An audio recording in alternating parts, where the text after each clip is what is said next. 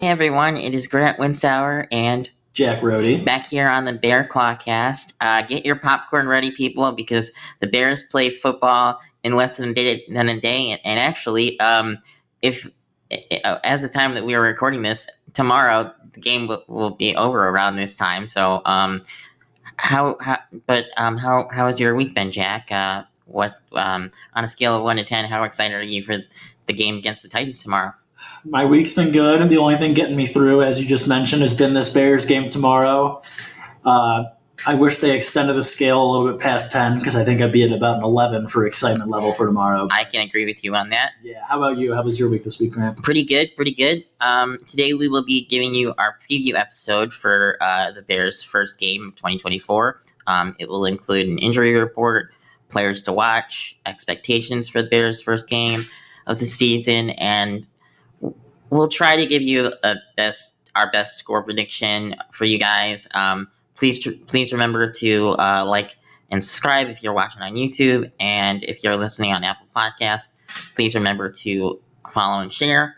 Let's start with the injury report. Zach Pickens is out with a groin injury, but I don't think he's going to be very involved anyway.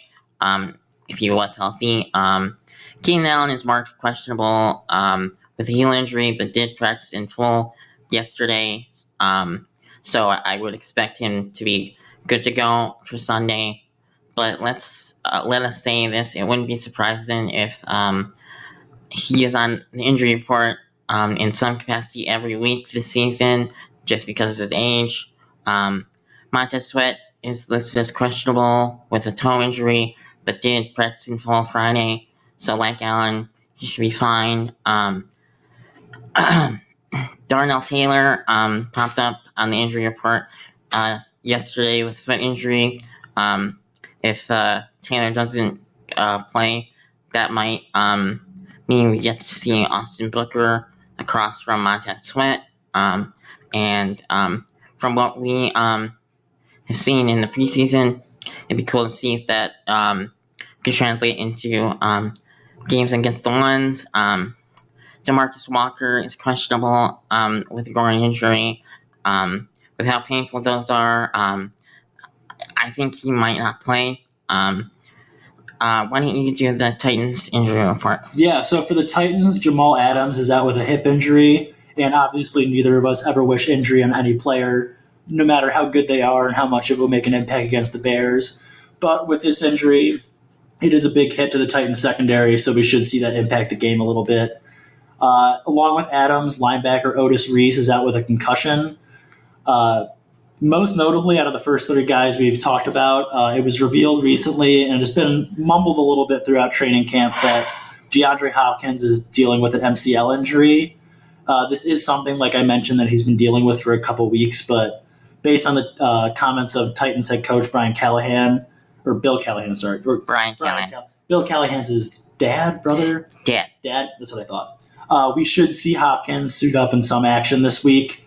However, this could be a little bit significant, as we might go in a little bit more detail later on, just because Hopkins served as one of Will Levis's major targets last year after he took over the starting job.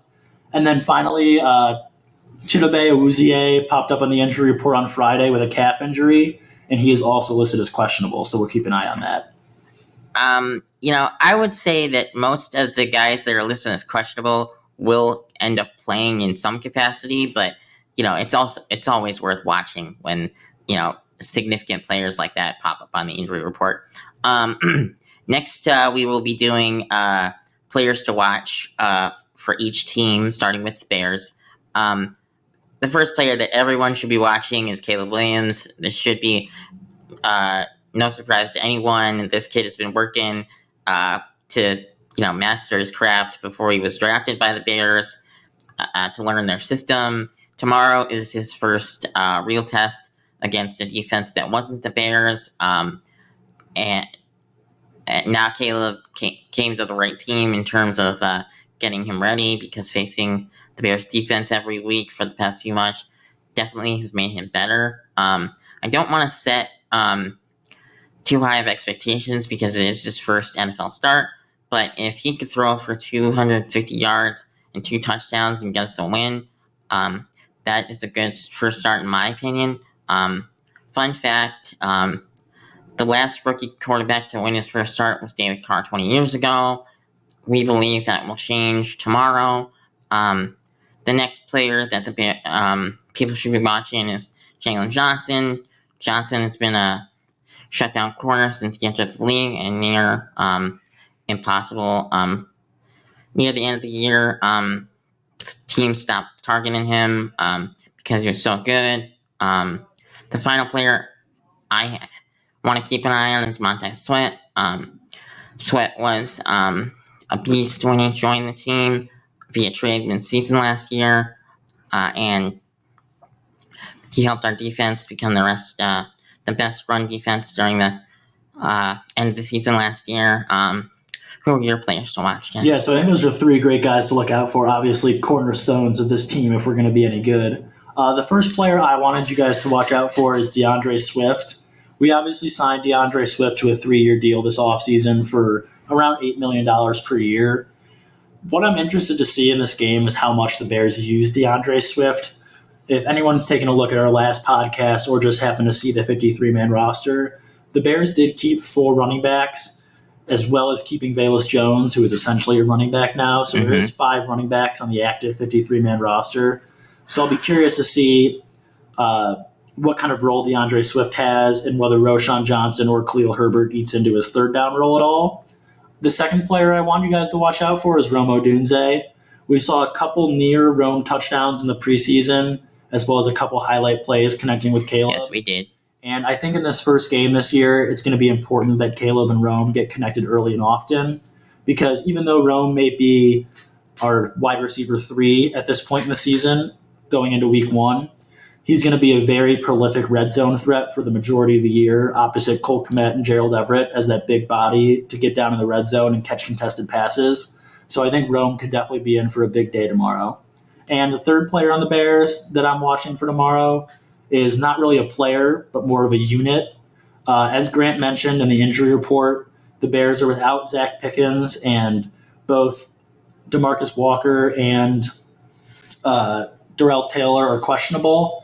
So I think a lot of pressure is going to go on the defensive line unit opposite Montez Sweat, whether that be Javon Dexter, whether that be Austin Booker, or other guys who happen to fill in. The Bears are going to be looking for somebody outside of Sweat to cause some pressure in the backfield for the Titans tomorrow. And honestly, I hope that Booker gets some action tomorrow, because I mean he had a great preseason. I would love to see him line up across from Sweat, and see what he can do. But onto the Titans, my first player to watch is Calvin Ridley. Ridley comes over from the Jacksonville Jaguars after having a 1,016-yard season. He secured a 4-year, $92 million deal from the Tennessee Titans, which, in my opinion, was a huge overpay, and it wasn't the best idea for him to go from Trevor Lawrence to Will Levis, because, in my opinion, that's a pretty significant QB downgrade. It'll be interesting to see how his numbers go this year. I think they're going to go down a little bit just because of the quarterback play. But who knows? You never know. Who knows? My next player to watch is L'Jarius Sneed. Sneed was traded from Kansas City at the beginning of the free agency period. It'll be interesting to see how he plays in the Titans system, because they have a full new coaching staff, and he's been a great player, but he's never been anywhere but Kansas City. So my last player is actually, it's not a player, it's actually their head coach, because first year head coaches never do that great, and it's just, I don't think that he's going to start off well. So what about you, Jack? Yeah, so I think those are very good things to look out for, and especially L'Jarius Sneed, whether he shadows DJ Moore in this game, that could definitely affect his productivity. The first guy I'm looking for on the Titans is quarterback Will Levis, who we've now mentioned a couple times during this podcast. Levis, the Mayo Man himself, for people who have seen the commercials, slid a little bit in the 2023 NFL draft, but took over as Tennessee's starter midway through last year from Ryan Tannehill. Levis showed some promise early on, and the Titans at this point have shown that they're going all in by providing him with talent around him, like Grant mentioned, Calvin Ridley. So it'll be interesting to see if he can get off to a hot start this year in year 2, learning a second system in 2 years now. My second player to watch is someone I also mentioned a little bit earlier in DeAndre Hopkins. Like I said earlier, DeAndre Hopkins was Will Levis's main target towards the end of last year when he took over this role and had a huge 3-touchdown game, and I believe what was Levis's first start with the Titans last year. Yes, it was, and that was actually only in a half. Yeah, so Hopkins has shown that he's able to produce with Levis, but the fact that Hopkins is now, I believe, 32 years old and dealing with injuries pretty consistently every year, I'll be curious to see what they get out of Hopkins, especially in week 1, trying to hold him back from hurting himself a little bit more potentially. Yeah, because like we mentioned, he has a little bit of an MCL injury, and those usually take about a year to heal. So I don't think it's very smart for him to be out there. But I mean, 80% of DeAndre Hopkins is better than 0% of it, DeAndre Hopkins. So I mean, he's gonna do all right. But I don't expect him to have a game like he had last year when Will Levis came in. My expectations for the Bears' first game this season is for them to obviously get the win. I think they will win because of a few things. The first thing is that the Titans are in a whole new offense and defense, so I think they start off slow. The second thing is this new and improved defense definitely should have a leg up on the Titans' new offense. And the last thing, Jack may disagree with me on this, but I don't think Will Levis should be a starting quarterback in this league. What's your take on that? Yeah, I mean, I can see where you're coming from. I think it's a little bit early to judge completely just because we haven't seen more than 7 or 8 games from Levis. True. He was a guy who was very highly regarded early on in the draft process coming out of Kentucky, and as I mentioned, slid a little bit in the draft to the second round. But the Titans clearly believe in him, and it's up to you whether or not you trust the Titans' judgment and QB value as they just moved on from both Ryan Tannehill and Malik Willis, who sort of failed the last team that was led by Derrick Henry. Yes. I also have the expectation that Caleb Williams will throw for at least 250 yards and 2 touchdowns. That doesn't seem too hard with the trio of receivers he has in DJ Moore, Keenan Allen, and Rome Odunze. He also has a good 1-2 punch in Colt Kmet and Gerald Everett. Who knows who we will see more tomorrow? Gerald Everett has been everywhere with Shane Waldron, so he might be a little bit more involved tomorrow than people think.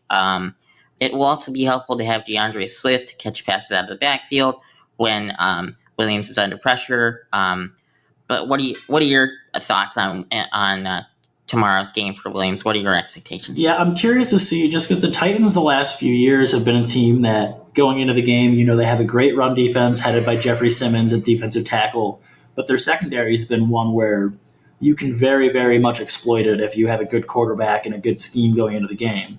Now, that's obviously changed a little bit with the change in coaching staff as well as the addition of L'Jarius Sneed, who is one of the best cornerbacks in the NFL.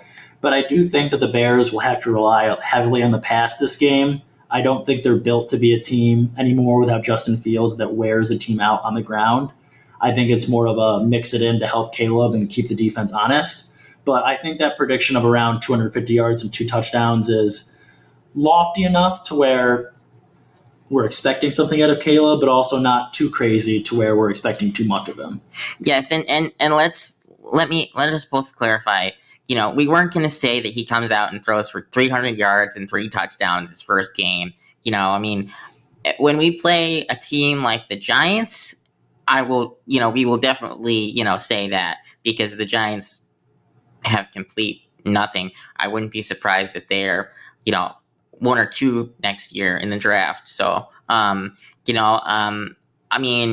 I think 250 and 2 touchdowns is very, very, low expectations for his first game. reasonable. Thank you. I can't believe I forgot. I couldn't think of the word reasonable. I knew what you were going for. The final thing that we are going to do for this podcast is a score prediction. I think the Bears come out on top, 24-14 over the Titans. With this new and improved offense, 24 points seems very realistic. What about you, Jack? Do you have a point prediction? So I think last week I said 24-10 as my score prediction, so I'm going to stick with that. I am leaning a little bit more towards this game being high scoring with the injuries on the defensive side of the ball for both teams. But at this point in the year, defenses are a lot ahead of offenses as far as continuity and playing together. So I think I'm going to stick with my original prediction of 24-10, even though it's not too far off of what you thought. Yeah, I mean, I think that's a great score prediction for the first game. But the most important thing about this podcast is that Bears football is back. But one thing that I wanted to mention a little bit about the last couple of days is yesterday Jordan Love happened to get injured in his week 1 debut of this season, and it's revealed that he got an MCL injury. Now it's not as severe as people think, so he's not going to be out for the year. But I don't want anyone to say that they wish this injury on him. Now, I don't like the Packers, but that does not mean I wish this injury on him, because he's a good player. It's just, I don't like him when we play him. So, what's your thoughts on that? Yeah, I mean, as someone who had their sports career end due to injury, I'm obviously never wishing injury on anyone. Happy to hear there's no structural damage to the ACL, or it seems like the MCL. I know Adam Schefter just reported it will not be a season-ending injury. Mm-hmm. My guess is the timeline is somewhere from 4 to 8 weeks that we see Jordan Love. And for right now, the Packers are going to be stuck with Malik Willis and anyone else they can potentially bring in off free agency. So, but that's going to be thin. Yeah, that's going to be thin. As much as it stinks to see Jordan Love go down with injury from a just general football fan standpoint, this is definitely the type of opening that the Bears could use in order to get a decent type of lead, or maybe not even lead, just stay in the hunt for the division early on until we play those division games at the Very true. But I will say this, it would have been nice if, this injury might have happened a little closer to when the Bears were playing the Packers, so we could get a better chance of winning. Hey, well, this way, if we win, Packers fans can't say anything because they'll have Jordan Love hopefully for both of those games. That's true. So that will be our podcast for the preview of the game tomorrow. We will be back on Monday, giving you our reaction to the game's outcome. Please remember to like and subscribe if you're watching on YouTube, and if you're listening on Apple Podcasts, please remember to follow and share. This is Grant Winsauer and Jack Rohde on BearClaw signing off. Enjoy the game, everyone. Bear down and throw up the claw.